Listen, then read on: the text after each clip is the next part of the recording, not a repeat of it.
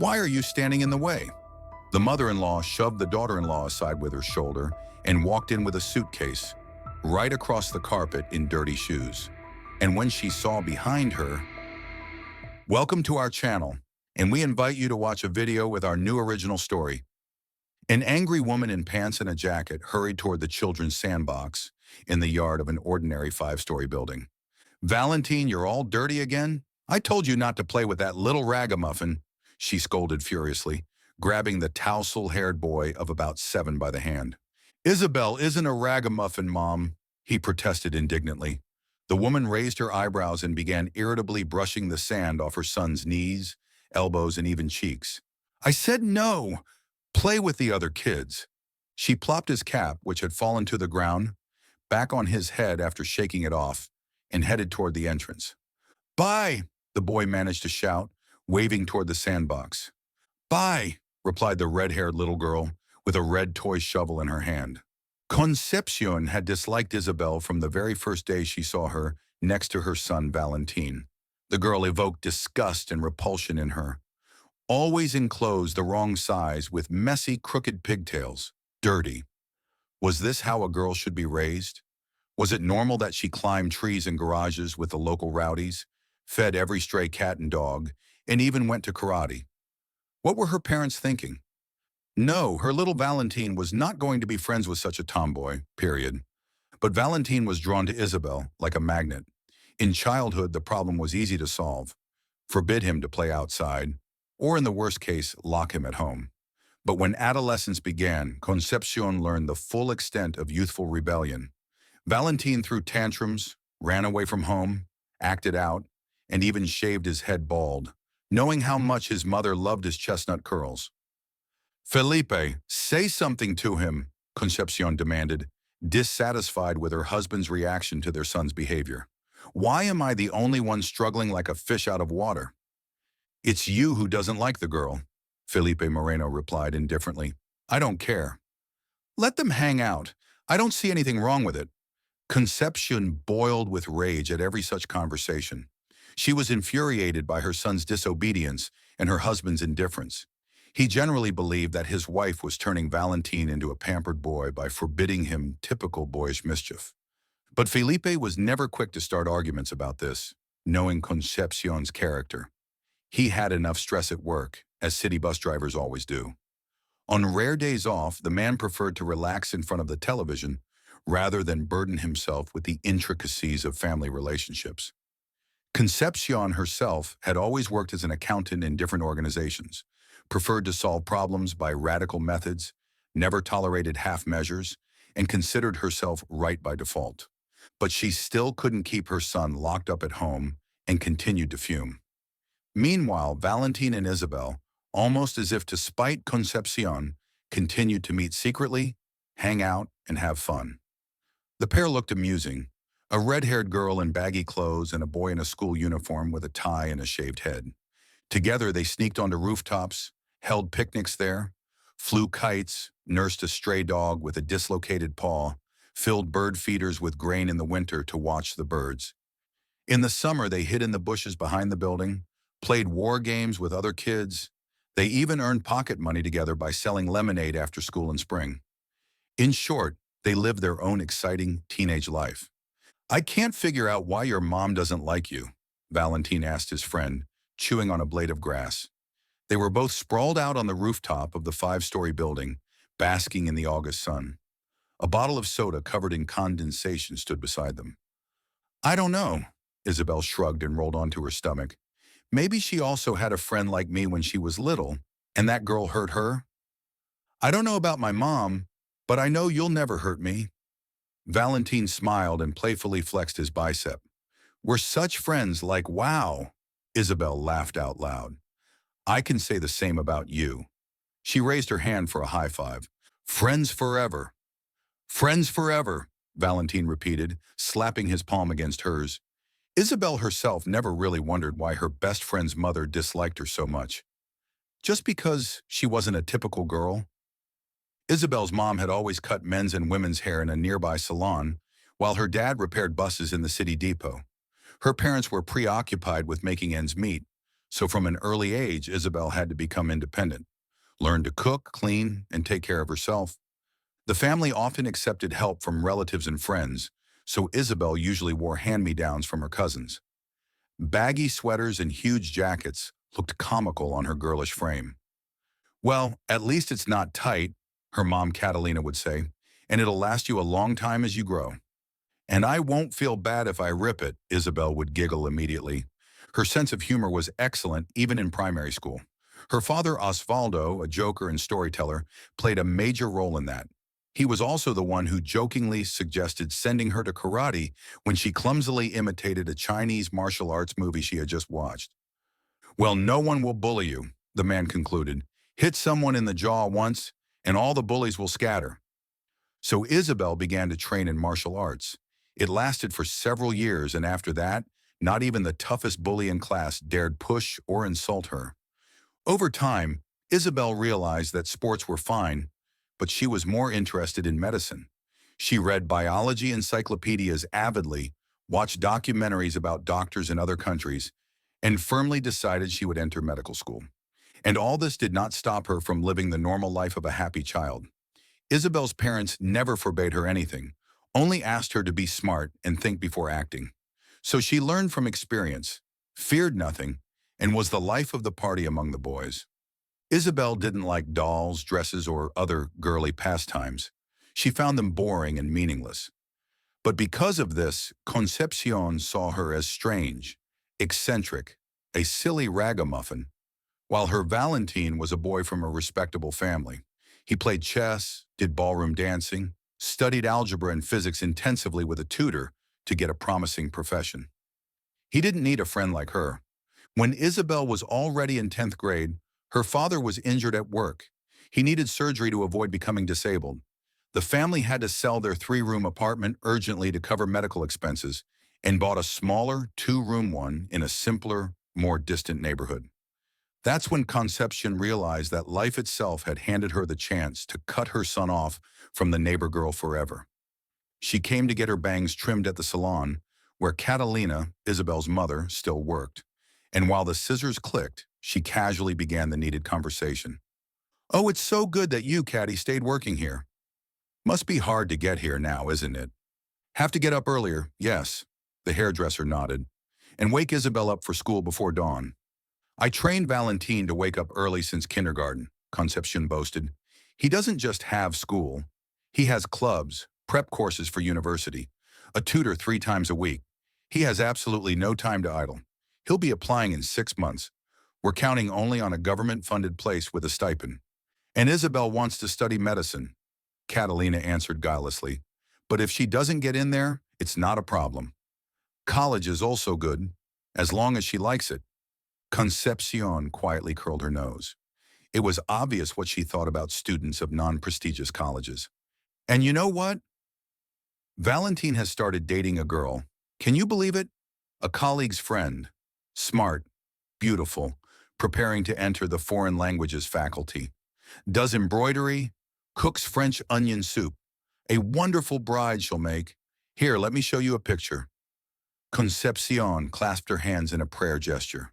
Catalina moved slightly back, checking if the bangs were cut evenly, but an attentive observer would have noticed a faintly sad confusion on her face. Concepcion showed a photo on her phone screen. "Look, isn't she lovely? And doesn't she look perfect with Valentine?" In the photo, Valentine stood in the hall of some restaurant, arm in arm with a blonde girl in a peach dress near a mirror. She had lovingly rested her head on his shoulder and was smiling faintly. Catalina reluctantly admitted to herself that the stranger really was refined and charming. "Yes, a beautiful couple." The woman forced a smile. "For the bangs, as usual, according to the price list." "Thank you, Catty. See you in a month when it grows back." Concepcion smiled triumphantly and headed for the exit. The deed was done. The seed of discord and doubt had been sown. During her salon visits, Concepcion had carefully studied Catalina. She also listened unnoticed, but very attentively, to the neighbor's gossip. The simple yet conscientious hairdresser would never allow her daughter to ruin someone else's happiness, which meant the red-headed girl would disappear from her son's life. and how convenient it was that Concepcion herself was above suspicion. And even though the photo was nothing more than a staged shot, which she and a colleague had coaxed the children into during a birthday celebration, Catalina, and especially that unpolished red-haired girl, didn't need to know that.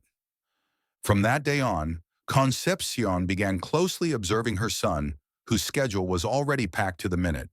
Valentin walked around gloomy, as if cast down. He was silent, ate poorly. "What's wrong, son?" Concepcion asked innocently as she served him breakfast. "Had a fight with a friend," Valentin answered, shoveling down the food on his plate. "Maybe it's for the best. It'll work itself out."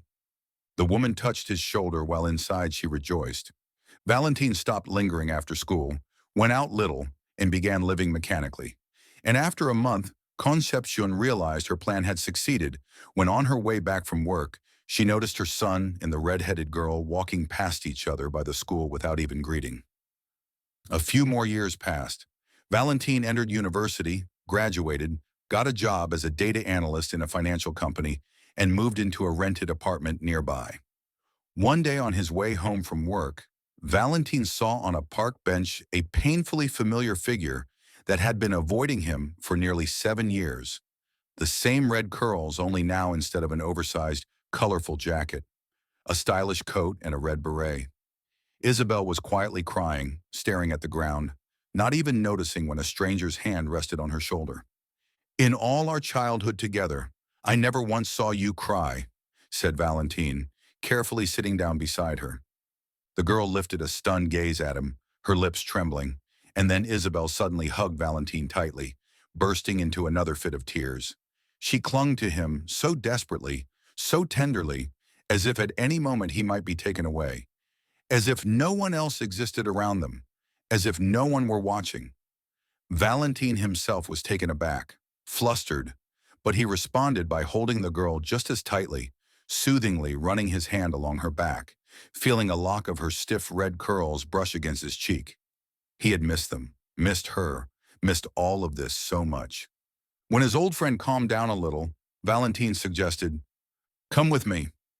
We haven't really talked in years. It's already cold and dark too." "To your place?" Isabel instantly lost her smile and even pulled away.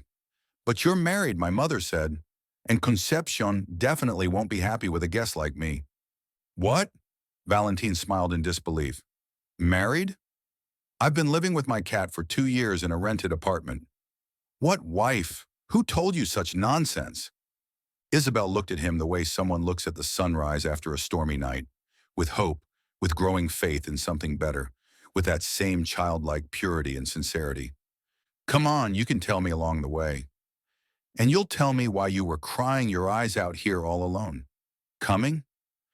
Valentin was the first to rise from the bench and offered her his hand. 20 minutes later, they were sitting in a tiny but cozy kitchen, drinking tea from old-fashioned mugs. On Isabel's lap immediately settled Valentin's cat, Minion. He lay down and purred as if she had been coming there every day. "The news that I'm married really caught me off guard," Valentin remarked cheerfully, pulling cookies and candy from the cupboard. "So, where did that come from?" Isabel clasped the mug in both hands and tapped it with her nails. She had always done that when nervous, a habit from childhood. "Back then, after New Year's, when you were in your last year of school, my mother told me not to meddle in someone else's happiness, that you had a fiancé and everything was already decided," the girl began. "She asked me to be smart and not ruin my own future. Said, 'That family's mother-in-law will drive you into the ground, daughter. Leave it. Even if he loves you, he won't protect you.'" "Obviously," slipped involuntarily from Isabel's lips. Valentin, standing nearby, froze with the cookie halfway to his mouth. The word that had been buried deep inside her had slipped out. Isabel slowly lifted her eyes to him. Without fully realizing what he was doing, guided only by an inner impulse, Valentin leaned down, gently stroked her cheek with his hand, and kissed her. That night they talked until morning. They even cried, but this time from happiness, from youthful foolishness, from warm memories. Isabel spoke about how painfully, under her mother's orders, she had erased her best friend from her life, how she blocked him everywhere, how she avoided him at school. And Valentine had taken it as some inexplicable offense and over time believed it so deeply that he stopped trying to find out the truth. While Isabel finished school and tried to enter medical academy, Valentine was already a student, integrating into university life, meeting new people, dating girls. In his third year, he lost his father and sank into grief. He pulled himself out by starting to work. He graduated with honors, broke up with yet another girlfriend, and with difficulty and quarrels, moved out from his mother's home, got himself a cat. Isabel hadn't been able to enter the academy. She didn't get a state-funded place, and her parents couldn't afford paid tuition. The girl didn't despair. She was accepted into a college. Even if being a nurse wasn't as prestigious, it was free, and later she could retrain as a massage therapist, dietitian, or rehabilitation specialist. The main thing was that she would still work in her beloved field. And so she did. Isabel, right after finishing her studies, got a job at the district hospital and had been working there for about 2 years. "So why were you crying then?" Valentine remembered, covering his friend with a blanket. "Oh, I dated an idiot and he dumped me," Isabel waved it off. "And he said nasty things before leaving. Called me a red-haired swamp witch, a village girl, and all that." "What an idiot!" Valentine gently brushed a strand from her face. "He didn't even see such beauty." "It's good he's in the past." Instead of answering, Isabel blushed and playfully poked his shoulder with her fist. "And you've changed," the guy smiled. "You've become softer, calmer. But that hasn't spoiled you at all. Quite the opposite." Suddenly, Valentine perked up, as if nudged in the side, or as if remembering something urgent. He looked at Isabel slyly and joyfully at the same time. "Move in with me. I don't want to lose you again over some nonsense." "We've already lost almost 7 years," Valentine proposed. Isabel opened her mouth in amazement but stayed silent. Her face reflected delight, surprise, and a shadow of doubt. "But what about Concepcion? She probably still dislikes me. I don't want you to quarrel with her because of me." Isabel sighed and turned toward the window.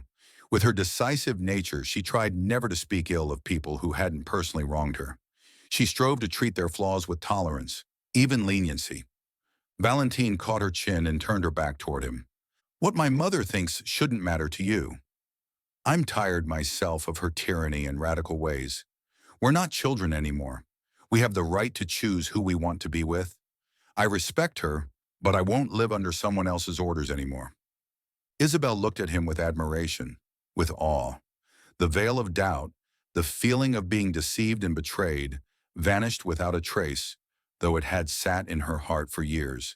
He was pure before her, like a blank page. "Of course, I'll move in." She hugged Valentine tightly. "Friends forever," she heard his quiet, playful, childlike voice above her head. "Not just friends," Isabel whispered without raising her head. Conception nearly had a stroke. First from joy, when her son announced he was getting married, and then from fury when she found out who Valentine's chosen one was. She argued, cursed, spat venom. But could words really stop a boy in love since childhood? In winter, Isabel moved in with Valentine, and closer to summer, they married modestly, celebrating the event in the company of friends and family. No one asked any questions about the bride's or groom's past personal lives.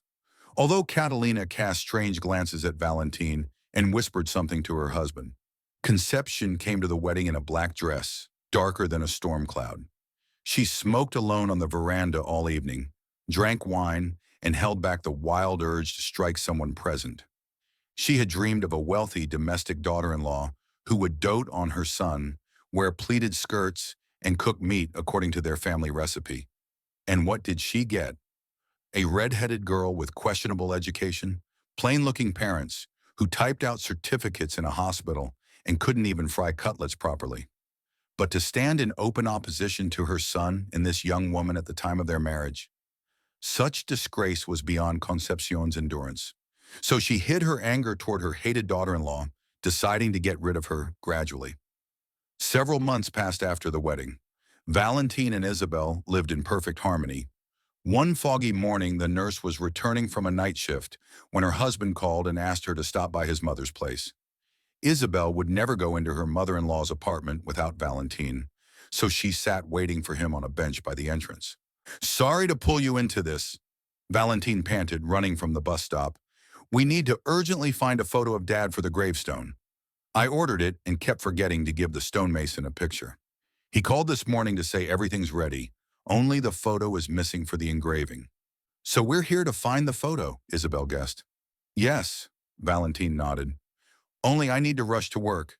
Please help me out. I'll give you the keys. In the bedroom closet, there's a family album. All Dad's photos are there. Pick a few decent ones. And don't worry, Mom's not home. Can you handle it? Well, what else can I do? Isabel sighed. The prospect of rummaging through her mother-in-law's apartment didn't please her, but she couldn't refuse such a delicate request. Valentine, in a hurry, hugged her goodbye, handed her the keys, and ran off again to the bus stop. At Concepcion's house, everything spoke of the hostess being in love with herself. Numerous mirrors in ornate frames, vases with cupids and Greek nymphs, heavy curtains with golden tassels, plush carpets, and even fake molding on the living room ceiling. Isabel grimaced. She had grown up in an ordinary, familiar 2000s-style interior with creaky armchairs, switches that clicked throughout the apartment, and yellowish floral wallpaper. The girl shook off her bewilderment and remembered why she was there in her mother-in-law's lair. The closet doors opened with a soft creak. Luckily, the album with the needed photographs was right in plain sight. Isabel flipped through the pages, looking at moments from the life of her former best friend, now her husband. There he was on a rocking horse, there in his mother's arms, there rolling a plastic truck across the floor. One of the childhood photos had been folded in half and inserted that way into a plastic sleeve. Out of curiosity, Isabel unfolded it, and to her surprise, she saw herself at age 7 on the hidden part. Valentine's father had once taken that picture, catching them in the yard on a June day. The condition of the photo clearly showed how Concepcion felt about Isabel, and always had, as something that spoiled her son, something she wanted out of sight. Obviously, the picture hadn't been torn in half only because Valentine had his left arm around her. The girl sighed, put the photo back, and continued her search. Several pictures of Felipe were found at the end of the album. Isabel chose 3 different ones, in a shirt, in a t-shirt, and in a suit. She closed the album and tried to wedge it back into its place. The hefty tome resisted going back so easily. Isabel had to press hard on the spine. And then, from the heap of odds and ends stored in the closet, a canvas pouch tumbled down right at her feet. Isabel picked it up curiously. Something was clearly inside. She normally wasn't in the habit of examining other people's belongings, but this time, curiosity won. Inside the pouch was a hospital ID bracelet.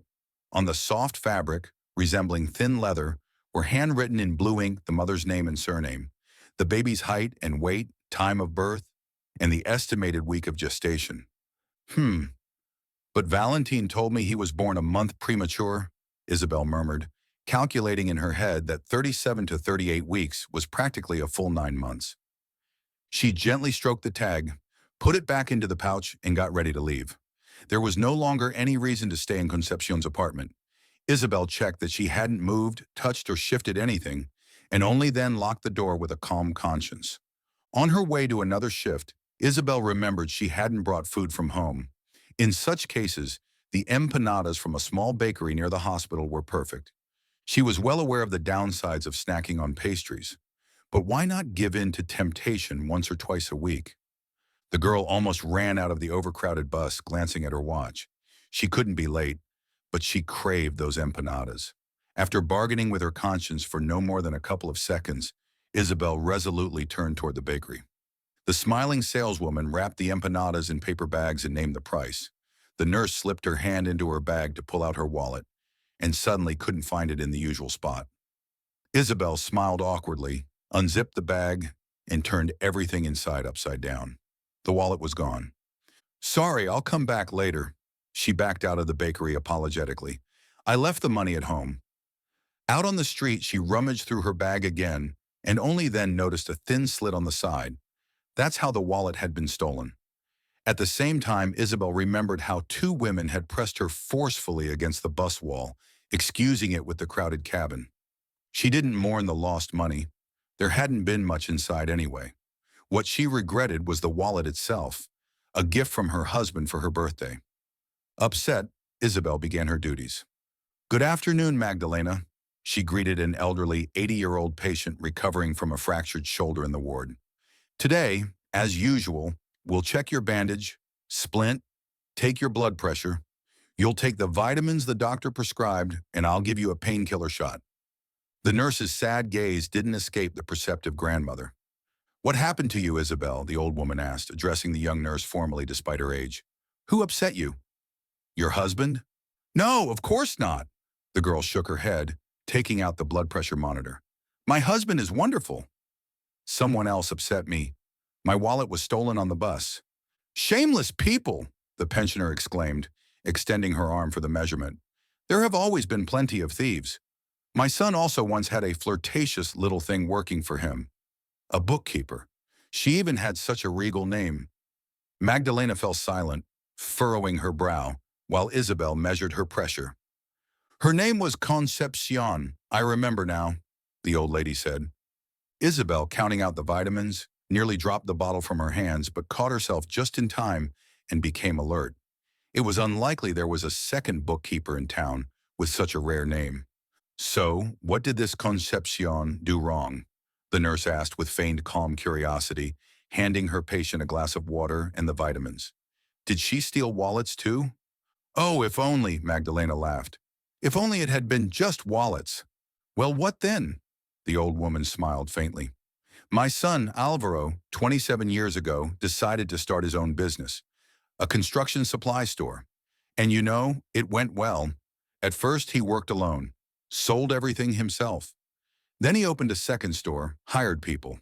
But the paperwork piled up, so he needed a bookkeeper to organize things properly." Out in the hallway, the cleaning lady rattled her mop. Isabel looked back. She had plenty of duties, but she very much wanted to hear the grandmother's story to the end.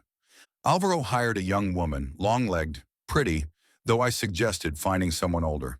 He said, 'Let the girl learn, it benefits me, and I'll train her.'" Magdalena continued. "Well, they worked like that for a month, 2, 3. Then the young lady began batting her eyelashes at him, lulling his vigilance, and under that pretext quietly stealing money. So deftly that we only realized after 6 months, when a discrepancy in the accounts was found by chance. Well, when Alvarito confronted Concepcion, she confessed with tears. The shameless thing." The old woman waved her hand angrily, as if she wanted to smack the careless bookkeeper from the past on the head. Isabel could barely suppress her astonishment and laughter. So it turned out that before Valentine's birth, her mother-in-law had quite an eventful, even reckless youth. Well, he took back what he could to cover the debt and threw her out, spared her trial and punishment. He supposedly loved her. Magdalena pursed her lips with disdain. Said I was a tyrant mother. But in my view, that shameless woman should have been taken to court, so she'd firmly learn what one can and cannot do in life. Oh, I've gone on too long. But you, Isabel, must need to get back to work? It's fine, the nurse smiled. Why not listen to such an interesting story? The grandmother blushed, then leaned slightly forward and almost whispered.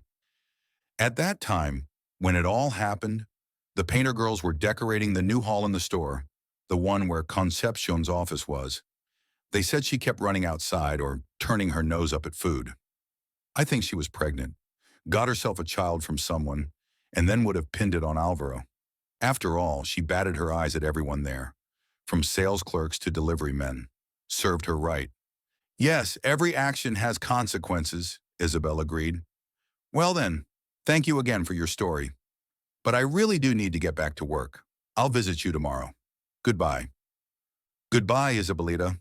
Magdalena suddenly switched from formal to affectionate, smiling warmly.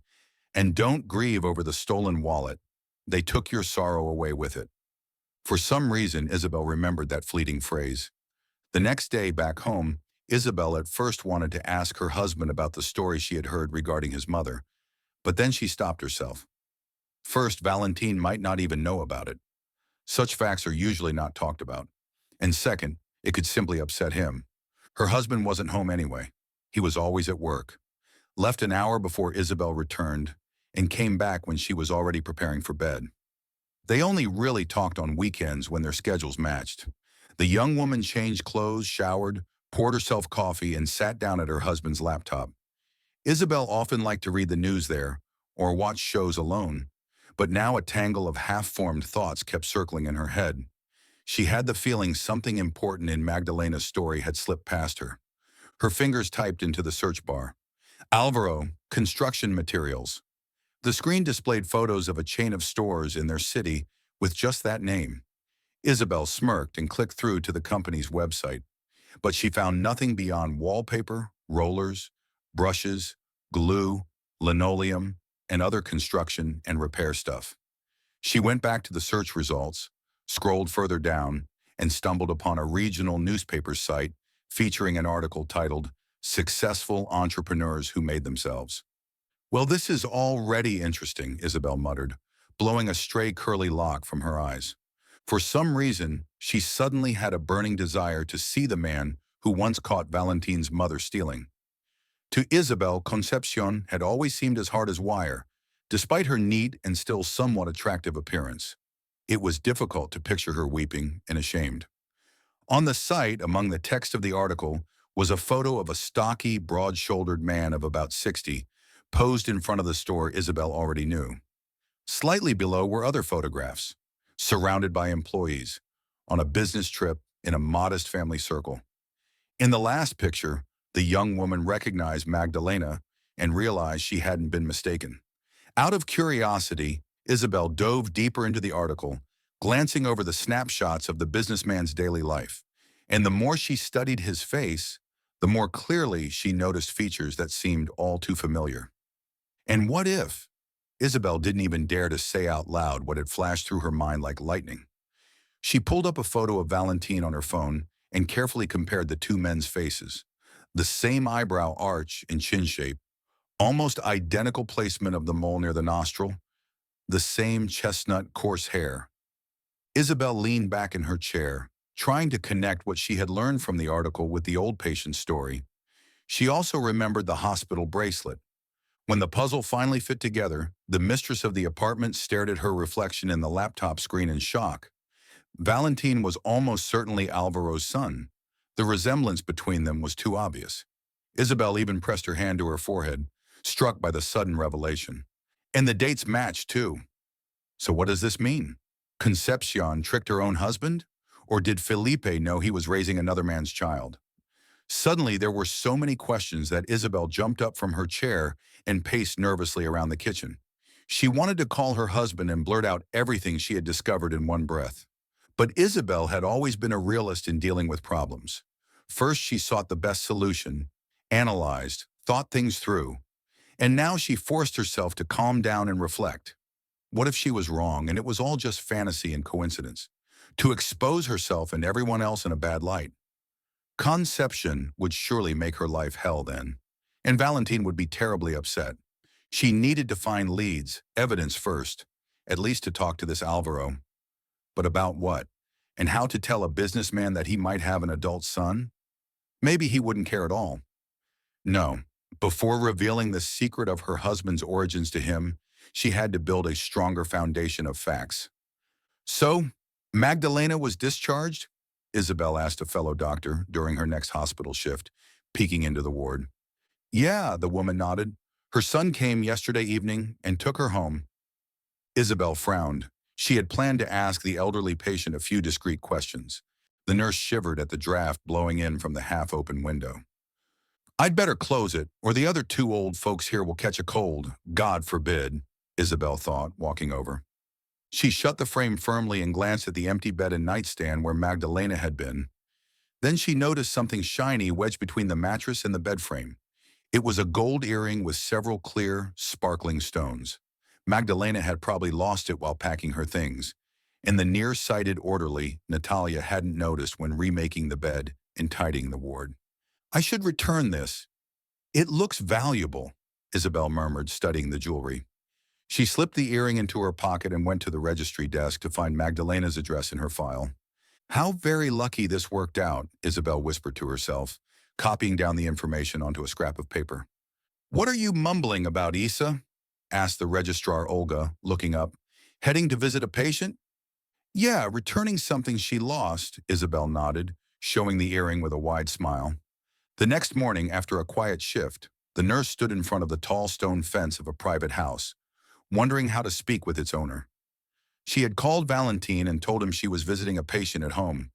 Technically not a lie. Gathering her courage, Isabel rang the bell. A few minutes later, the gate opened, and she was greeted by an unfamiliar woman of about 45. "Good afternoon. How can I help you?" the woman asked, eyeing the red-haired visitor. Isabel greeted her as well and explained her purpose.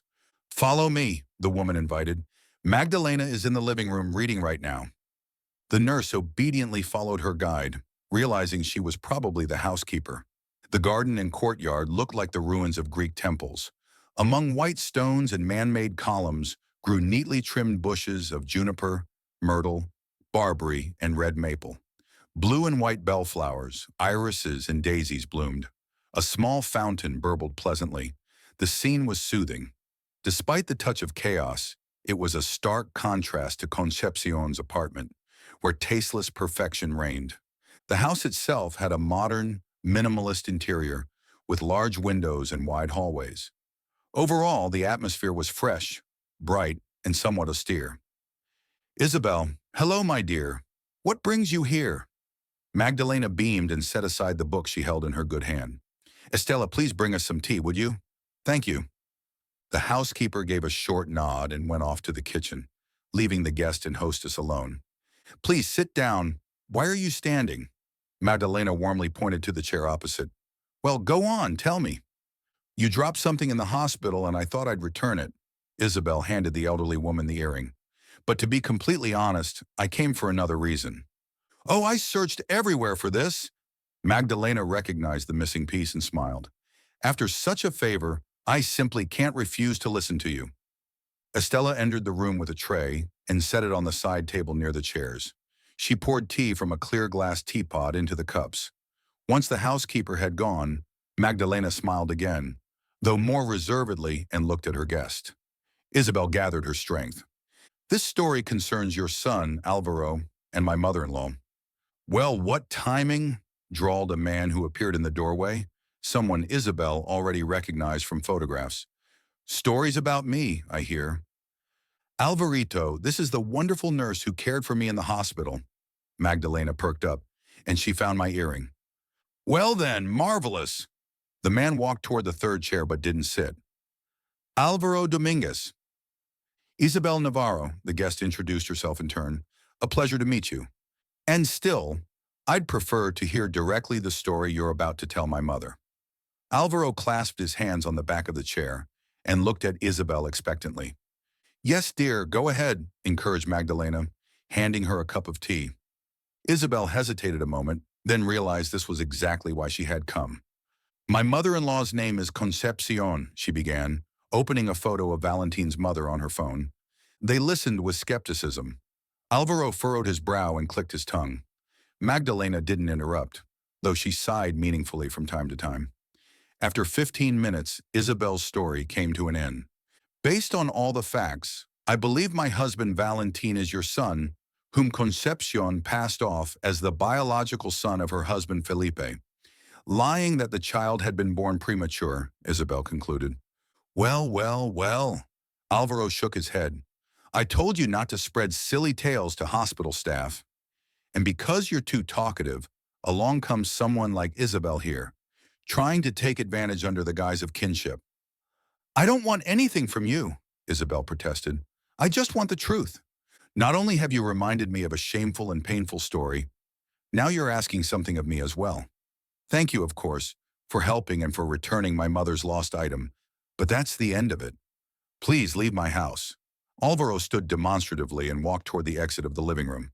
Magdalena remained silent, feeling both guilty and shocked. Isabel picked up her bag and, distressed, started toward the doorway. But then a sudden thought struck her.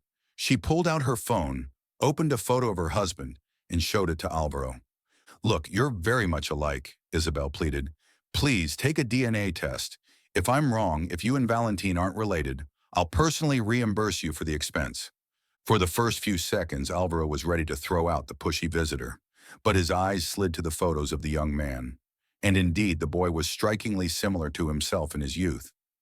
Gradually, his frown softened, and the deep crease on his brow smoothed out.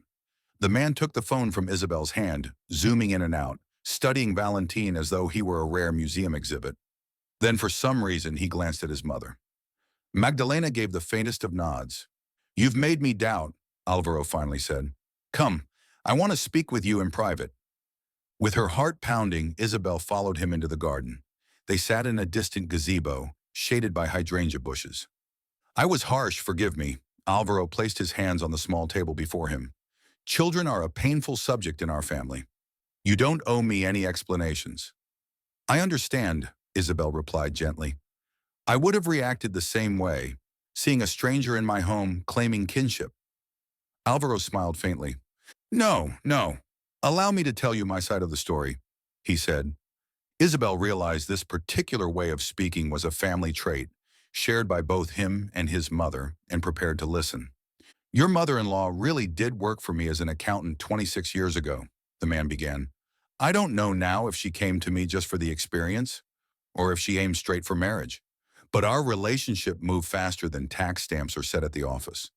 I was going to propose on the very day I discovered that all those months Conception had been taking money from the firm, exploiting my infatuation. Imagine my state.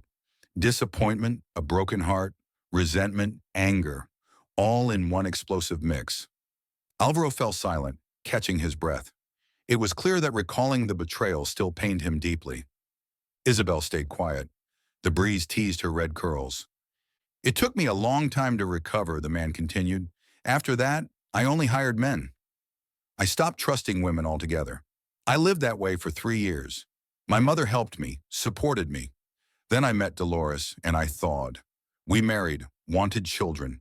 I built this house to live in one day with a big family." Alvaro nodded sadly toward the building they had just left. "Dolores couldn't get pregnant for a long time, had treatments. And when she finally did, we were overjoyed. The best doctors, medicines, procedures, nutrition. But the birth came early, and my daughter didn't survive." "How awful," Isabel whispered. "We grieved. We coped." Alvaro went on. "More treatments, more examinations, more preparation. 4 years later, Dolores became pregnant again. This time we didn't take risks. She went on bed rest immediately. But fate, it seems, chose to mock us for some unknown sin. She miscarried." Alvaro stopped. Isabel had no words either. But now she fully understood why her story had met such a reaction. Few people can bear someone poking at a still bleeding wound.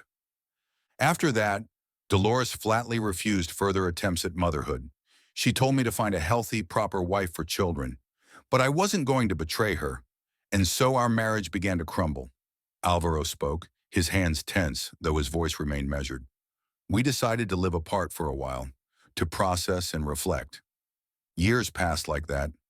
But in the end, we both realized we didn't want a divorce, that we still loved each other. Dolores returned to this house. Now she practices yoga, holds women's retreats, travels to the mountains. Overall, things are fine. But children, that subject is taboo. And so think about it. You burst into my life claiming I have an adult son from the woman who betrayed me, deceived me, used me. A longed-for gift from fate, but wrapped in a past that still causes me pain." Alvaro summed up. Now Isabel herself was such a swirl of emotions that her head spun, blood rushed to her cheeks, and her mouth went dry.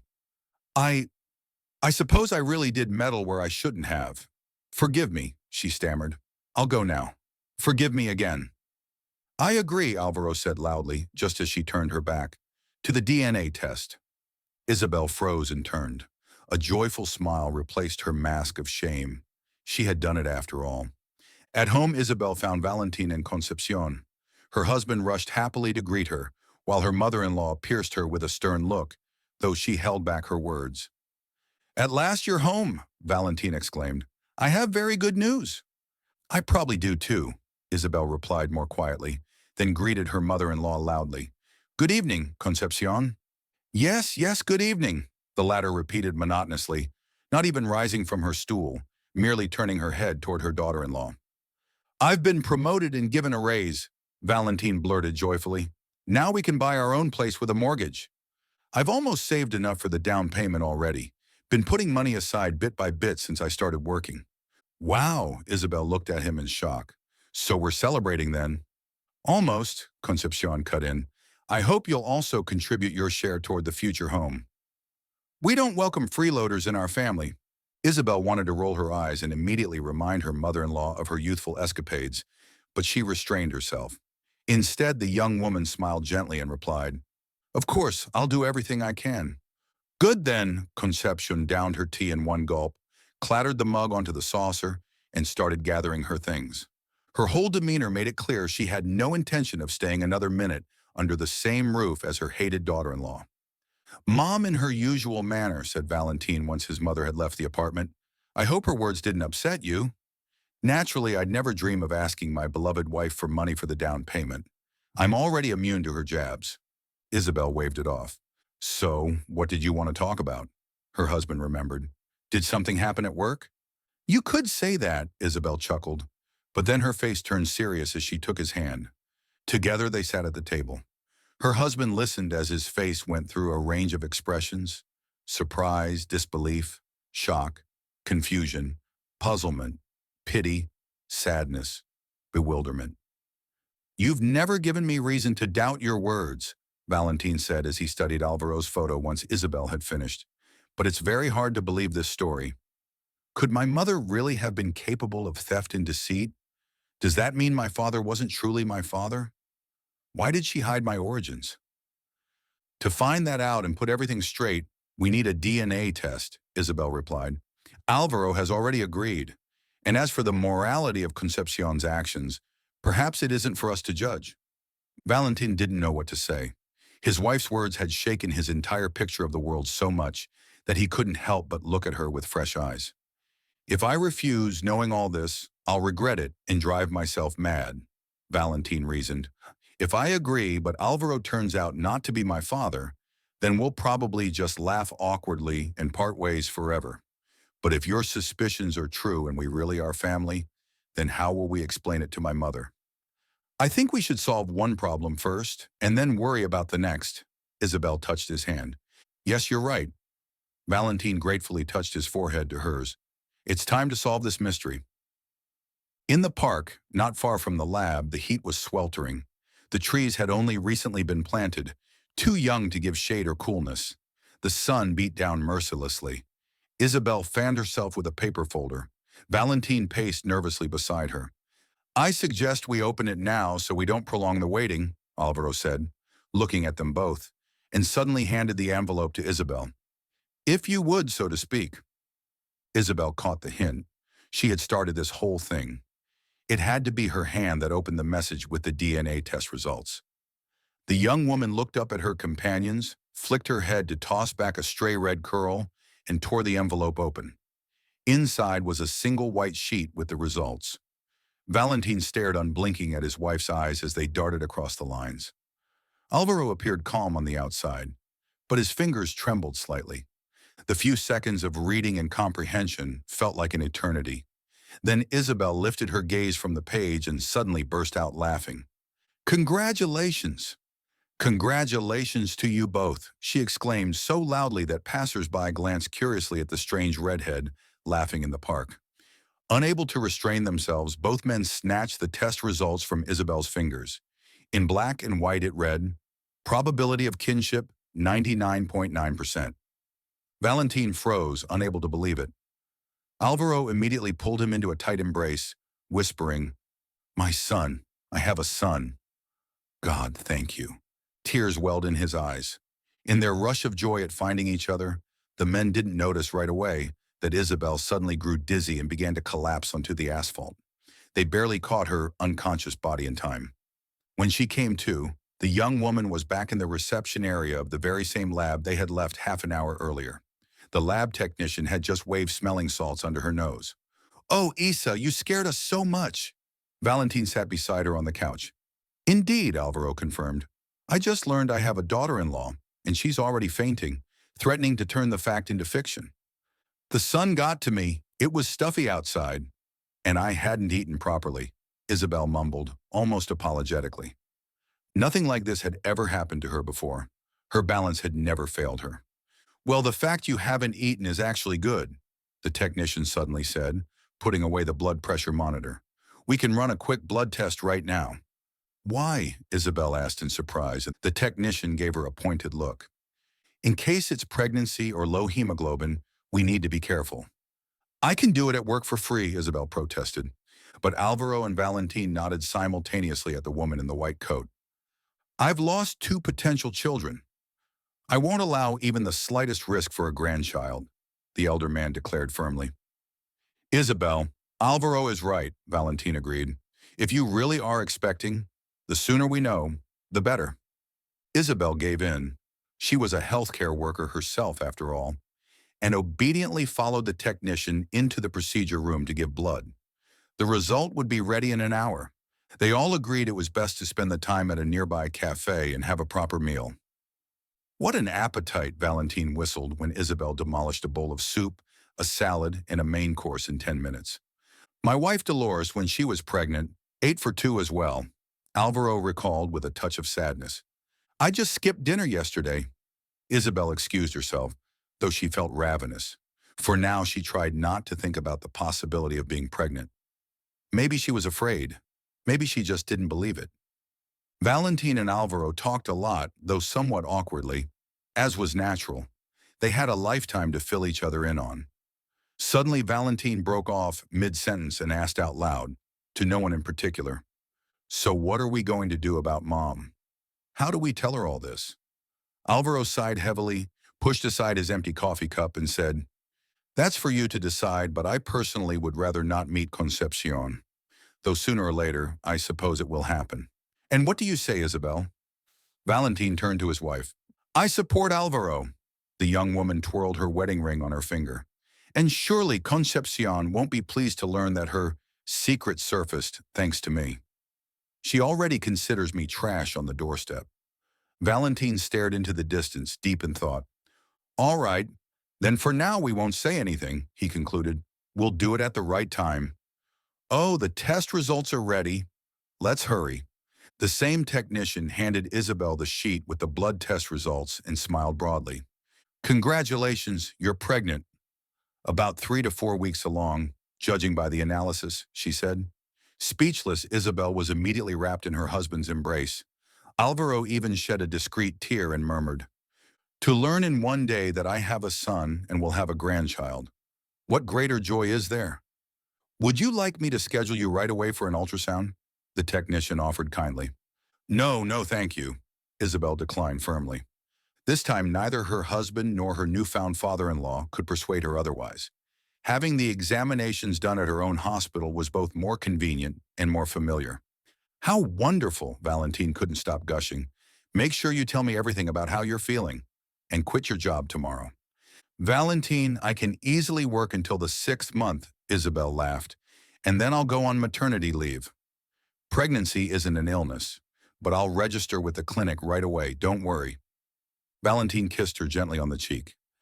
"I wonder if we now qualify for mortgage benefits as a young family expecting a baby," he mused. "What mortgage?" Alvaro, who had been silent till then, asked. "We're planning to buy an apartment," Valentin replied, "in a new development nearby." "My son will not shackle himself to that burden," the businessman stated crisply, "and my grandchild certainly won't grow up in a concrete and glass birdhouse." Valentin didn't even have time to object. "I have a house, small but nice, furnished in a green neighborhood. I bought it about 5 years ago to rent out as extra income," Alvaro explained. "Move in and live there as long as you like, and when you've saved enough, buy whatever you think is right. Just, I beg you, not a shoebox in a new build with not a single shrub around." Isabel and Valentin exchanged glances, hardly believing their luck. "Honestly, do you think I'd begrudge anything to my son and his family?" Alvaro paused. "What? There it is again. The dizziness." Isabel shook her head. "Alvaro, would you mind if we moved in with the cat?" she asked. Instead of answering, the man burst out laughing. "Bring a whole zoo if you like," he joked, "as long as you're happy." While they waited for a taxi, Isabel rubbed her belly and thought she'd never had a day as astonishing as this. A month later, Valentin and Isabel moved into their new place.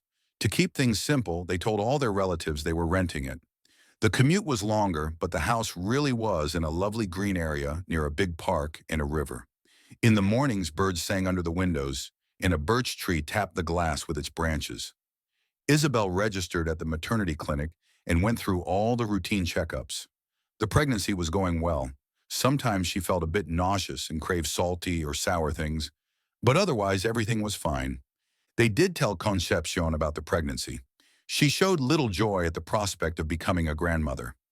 As for the move and the rest, Valentin chose not to tell his mother. He now spent a lot of time with his newfound father, as if trying to make up for the years they'd lived apart, while still honoring the memory of Felipe, who had raised him. Late summer came, and Isabel's birthday. On the day, the nurse took the day off to set the table and welcome guests, her parents, a couple of friends, her husband, and Alvaro. By 5 o'clock, the guests began arriving. Warm wishes and kind words filled the house. Her mom and dad gave her amber earrings, which Isabel immediately put on, admiring how the sunlit stone suited her hair and eyes. Her friends brought various cozy little gifts for the home. Alvaro presented a bouquet of roses and several outfits for the baby. A gift for mom and for the future grandchild, he said, hugging the birthday girl. Magdalena and my wife Dolores also send their congratulations. Isabel thanked him with a smile, showed him to the table, and went to meet her husband. Valentine brought her a brand new phone and a bouquet of her favorite flowers. Once everyone was seated, they chatted merrily, enjoyed the food, and complimented the house and the hostess's cooking. When the doorbell rang again, Isabel and Valentine exchanged a look. Strange. Who could that be? The birthday girl muttered. Maybe the hospital sent flowers. Let's go see. Valentine was the first to get up from the table. They both apologized to the guests and went to open the door. On the threshold, Isabel found a real surprise, and not a pleasant one.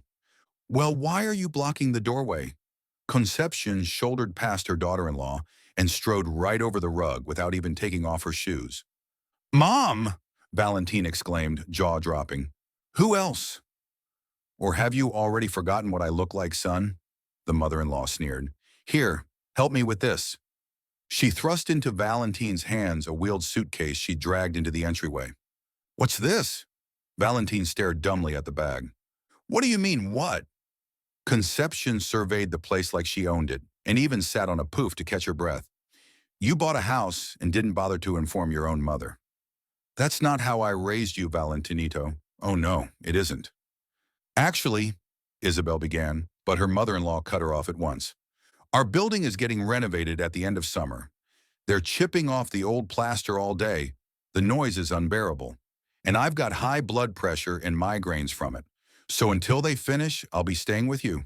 Concepcion declared, stood up, and immediately slipped her feet into a brand new pair of slippers, just gifted to the hostess half an hour earlier by one of her friends. No, slipped out of Isabel's mouth. No? The mother-in-law shot back, raking Isabel's elegant outfit with a contemptuous squint. And who are you to tell me what to do? Think you can fan your tail like a peacock and start bossing people around? This is my son's house. Mom, this really isn't a good time for a visit. Valentine tried to smooth over the escalating conflict. Let me take you to a hotel for now, and then we'll figure something out together. Imagine that. My own son throwing me out of his house. That's what comes of poor upbringing, Concepcion wailed. I told you, Valentine, marrying that ragamuffin would lead to no good. Valentine was stunned. Isabel felt a surge of fury rise in her throat. With effort, she swallowed it down and took a deep breath.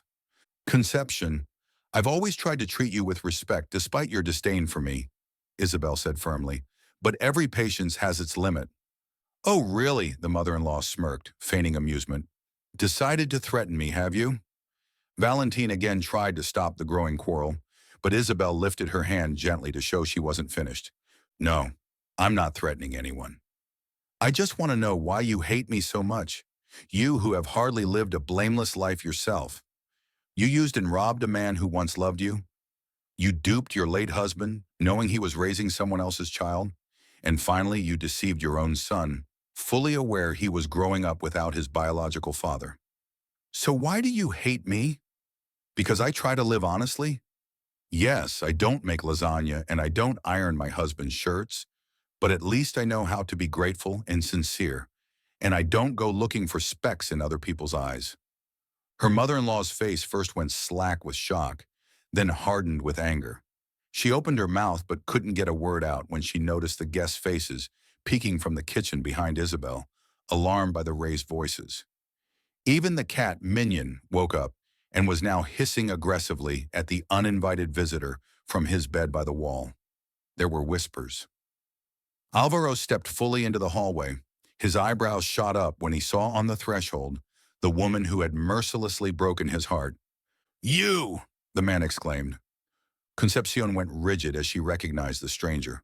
The color drained from her face, from crimson to white.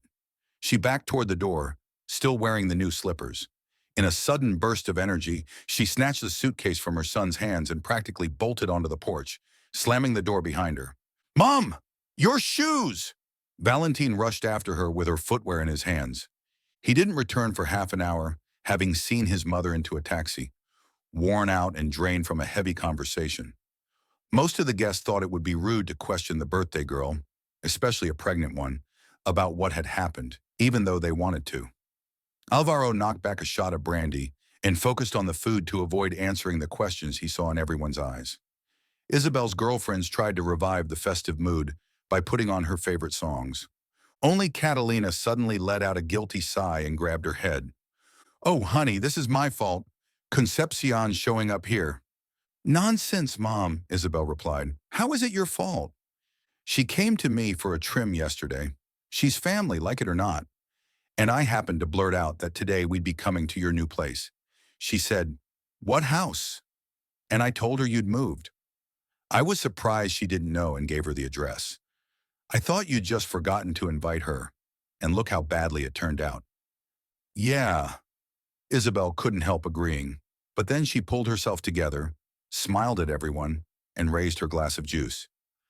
"I'd like to propose a toast. May respect and good cheer always reign among us, no matter what.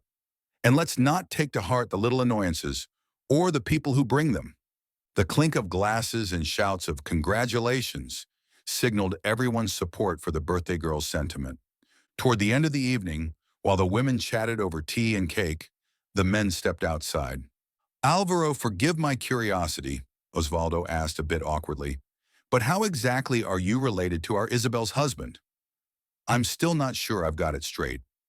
"Godfather," Alvaro replied after a beat. "We hadn't seen each other in many years. In any case, it's a very long and utterly uninteresting story. Better tell me what you do." "I used to work at the bus depot," Osvaldo said, scratching his head. "Now I repair shoes, and on weekends I go to the chess club in the neighborhood park." "The chess club?" Alvaro lit up. "Why didn't you say so earlier?" "I'm an avid chess player myself. Used to go to tournaments when I was young. Will you grant an old master a match?" "Of course," Osvaldo said happily, then looked around flustered. "Only, where will we find a board?" "Oh, don't worry. I always keep a small set in the car," Alvaro said confidently. Chatting about the finer points of their youthful chess battles, the pleased men soon settled at the outdoor table by the steps. Isabel watched them from the window and smiled. Despite her mother-in-law's appearance, her spirits were high. After all the dearest people were by her side today. And very soon there would be one more, tiny, precious, and unquestionably beloved.